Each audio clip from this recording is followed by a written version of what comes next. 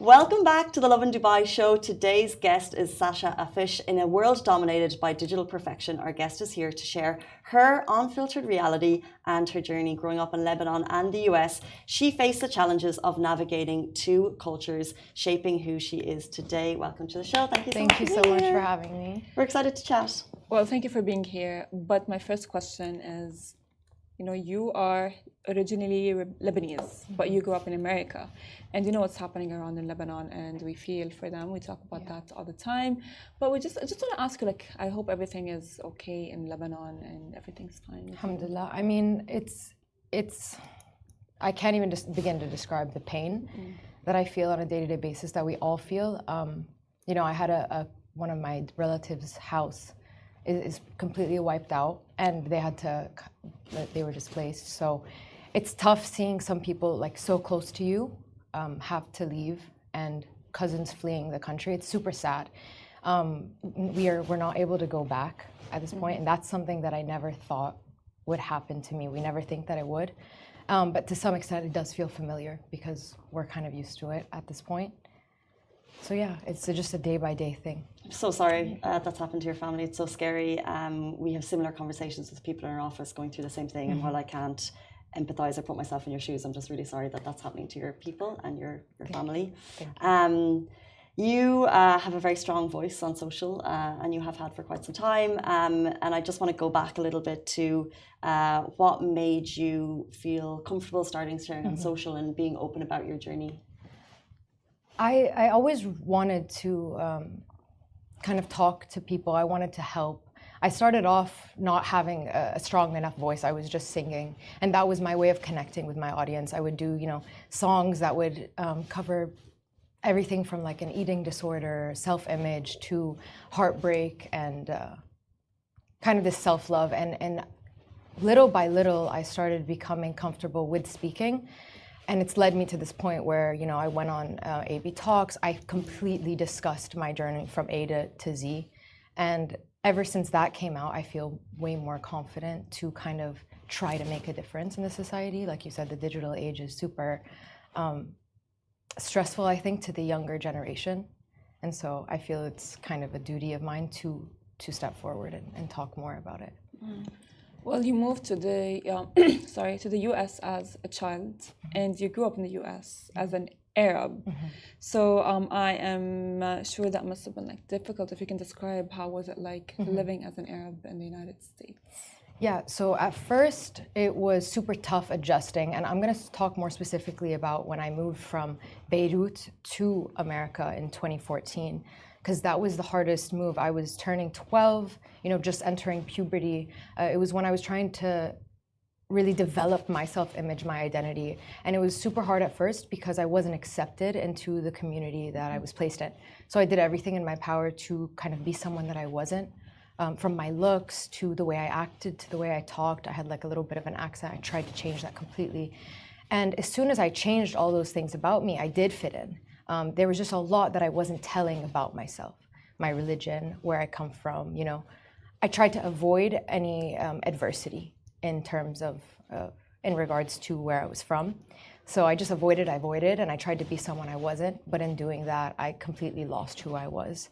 So to be honest, I wasn't really Arab when I was there because I tried so hard not to be. I wasn't until I moved back to the UAE where I realized that, I'm so proud to be Lebanese, and I'm so proud to be a Muslim, and I want to be more vocal about that. And then I was able, to go back to America and revisit and be true to who I was, but it took a lot of work to be able to do that, and a lot of bravery, I would say. I'm sure it took bravery, because looking back, you mentioned that at the beginning you didn't fit in. So what did that look like? And if someone is going through the same thing now at 12, 13, you're would you have advice for them? Is there, because it's not easy not fitting in. Yeah. And it's very hard to stand out at that age. Do you think going back, is there something you would have done differently? Yeah, I think the self-talk that I had, the self-limiting beliefs are kind of what made me be someone I wasn't. So if I could go back, or if I could give any advice to the people watching, it would be, if you're struggling with a new environment or you feel you're outcasted in a way, talk to yourself in a way that you would talk to someone that you love. Or imagine yourself as your daughter. How would you want your daughter to feel, going into school or a new environment? So instead of me saying like, oh, I need to be skinnier or I need to have blonder hair, I would tell myself like, no, this is me, I'm different, and that's a good thing. Whereas back then I would be, oh, this is such a bad thing. So if you reframe your thoughts, it changes your entire reality. I totally agree. I love self-talk and positive words. Mm-hmm. At the time, how were your parents supporting you during that journey? Is it conversations that you had? I think it was also hard for my parents. We were all in a new area. My dad was adjusting to a new job. So it wasn't something that we talked about very frequently, but they did check in quite often, like how's school going? And my mom would do everything in her power, like her love language is acts of service. So she would make sure we didn't have to overdo anything and just focus on our school, making friends, etc. So it was less about talking, more about doing with my family. I have watched your recent interview with AB Talks, and you tackled a lot of important topics. Now, while we don't have like an hour to talk about it all, but you shared experiences from like eating disorders, abusive relationships. If you can tell us more about that, like things that you are okay with, of course, tell us about. Well, because of our time limit, I won't go exactly into everything that I went through and battled with. I want to talk more about what you can do to help yourself if you are in those situations. So one of the main topics was how I struggled with a very bad relationship with food and how I would not want to eat on certain days, and it led me to fainting at school, trying to lose excessive weight so that I could feel better, trying to please everyone. And the way that I got over it, and it wasn't until May of this year, so May 2024, I was at my lowest with the eating disorders. So I was eating and I was crying while I was eating. And I couldn't believe that I had gone that low, because I had watched it in movies and I had seen how bad some people could get, and where it didn't look like I was emaciated, it still, it felt really, my body was just crying for help. I was sleeping all the time. I was almost like throwing up. So when I realized I was so low, I started trying to be like a sponge of information of how I could help for myself. So whenever I would go on TikTok, instead of liking and commenting and sharing content that would kind of bring me lower and deeper, I would interact with content that was like more uplifting. And through that, I was able to learn, how to talk to yourself. What does positive self-love look like? And in doing that, I found a lot of information about how my body is a vessel and my body works for me, and I should be grateful for that. And so instead of lacking, it was always lacking in nutrition. So instead of trying to suppress, I would try to feed it, because that's what it needed to give me, a better mindset, more energy. And so that's kind of what helped me, That's so interesting, because we talk about TikTok and how it can have damaging effects, but it feels like it was able to, rather than going down the TikTok negative hole, you went down the positive hole, and it pulled you from a really deep, dark place. Where do you think social media fits in your life now? Because it's so easy for all of us to go down these negative holes. So do you feel strong enough now that you're in a place where that can't happen, or how does social media fit into your life? So I think that as people, our thoughts are like, they breed our reality. So if you are consuming, and at the end of the day, we're all consumers in every sense of the word, we consume, like I said, we're like sponges. We consume information wherever we look, whatever we do. So if you're going onto social media and you're interacting with things that are going to pull you deeper into your depression or anxiety, the cycle is going to continue. But if you choose to use social media to your benefit, and if you see information where it's like tips to eat better, to eat healthier, and you start liking that, you're going to constantly get more videos like that. So you can actually help yourself. Social media is not all bad. It really depends on how you are using it. It's amazing. What would you say to someone who is struggling with mental challenges right now? I would say surround yourself with people who are going to challenge you. And if you're surrounded by losers, you're going to end up being a loser. And you need to have people who are supporting you and putting you in the right mindset. You need to be around people who are not pessimists, who are not having this negative self-talk like we spoke about.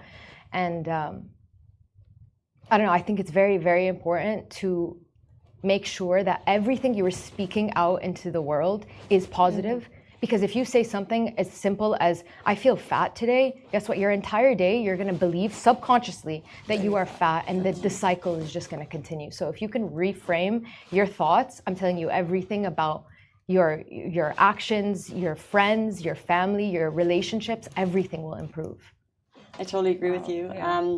One of my personal biggest problems on social media is comparisons. I'm getting, I mentioned this yesterday, I'm getting married soon. Yeah. And all I'm consuming on my feed is like these ridiculously like fancy weddings and like fancy engagements and fancy dresses, and it all looks amazing, but I put in that comparison of like, well, mine's not going to look like that. Yeah.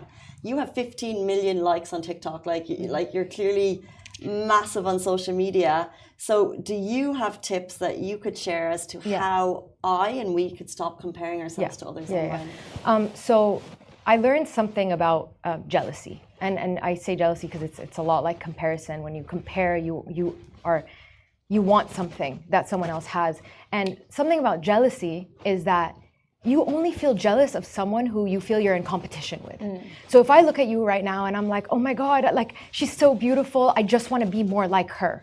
I'm placing you at this like competition. The truth is we don't have competition with anyone, because our job on earth is to try to be as authentic to ourselves as we can reach. So think of yourself as like a 3 or 4 year old. You didn't give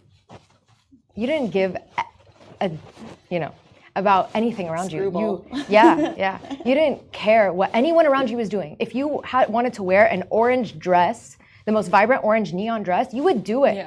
So try to go back to her. This is what I think of. Every day, I'm actually trying my hardest to go back to my 4-year-old self, to try to be more authentic to who she was. So you don't have to compare yourself. You should compare yourself to that little girl. She was free. Everyone around you, and when you look around, and if I'm going to compare myself to you and constantly feel that battle with you, first of all, that doesn't exist. That's in my own mind. And this is why I say it's so important to focus on your self-limiting beliefs and your thought pattern. Because I'm not in competition with you guys. I'm in competition with my little 4-year-old self that was so free. Sweet. Wow, I love that. I really do. I'm just going to start to think of my 4-year-old self. I really do love that. But like, do you think, I have a question. Do you think, how like TikTok and Instagram, sometimes let's put a filter on like, on for creators. Do you think that still, that works? And does it as well, like maybe persevere authenticity in a way? Do you mean filter in the physical sense of a filter, like a face filter? Yes. I think try your best never to use filters. I mean, there are times where I don't feel great and I want to film, and I'll go put a filter, and then before I post it, I'll be like, why did I do? What is the purpose? We are so afraid of being perceived. That is, in essence, everyone's problem on a day-to-day basis. We're afraid of the public eye.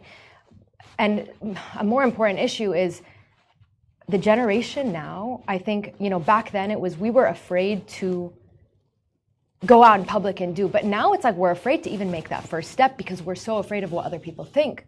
Now, if you are able to recognize that you're wearing a filter because you are maybe trying to hide who you really are, first of all, would the 4-year-old do that? No. You don't need to hide anything, because at the end of the day, most people are afraid of people seeing them try, not even fail. People are afraid to make that first step. So it's like, as a collective, we should try to never use filters because we don't need it. And then as well, you kind of like look at your filter self and you start comparing your self to your filter self. Filtered self. Exactly. Kind of like, exactly. I think you become more okay with who you really are, then you will realize that everything about you, from the, maybe I talk a lot about like my nose, because it was something that I didn't like before, and how I thought society now tells you that you need a little button nose. And when I realized that what my nose is what makes me actually most unique, I realized, I'm going to use that to my benefit. This is what makes me different. I don't want to be in a society where we all look the same. That's true. 100%. We're certainly going down that path. So we are waving the flag for a filter-free world. 100%. But also on your page, when people come there, either pages, what message do you want them to leave with? I think I really want to kind of spread this message of authenticity, because at the end of the day, you're only in competition with yourself to be the best version of yourself, the most free person, the free version of yourself. And so if someone is going to take advice from me, or what they would take away from my page, it is, how can you be truest to who you are? Because if you are truest to who you are the happiest version of yourself. I mean, I really do love that. I mean, I'm just like writing notes all in my head. But of course, you know, all creators and everyone has a vision board. So what is on Sasha's vision board now? This, like exactly what we're doing here, is something that I want to do every day. So instead of feeling jealous of maybe your job, I'm actually taking notes and I'm admiring the work that you guys have put in. And I think what I would love to do is to talk more and to you know, help young girls and boys who are facing a lot of challenges and the pressure of our very harsh society. Love that. Well, you're certainly already doing that through your own channels. Thank you so much. If people watching today want to get in touch with you, if they'd like to find you, where is the best place that they can do that? Do you answer your DMs? Yes, I do. I actually responded to an email in like a full essay format because some girl was going through a lot. So yeah, DM, TikTok DMs, emails, anything. Really, I'm here. Thank you so much, Sasha Afsh, for your time this morning. We really appreciate it. That brings us to the end of the show. Thank you, Farah. Thank you, Casey. And we'll be back here tomorrow morning, same time, same place. Have a lovely day. Bye-bye.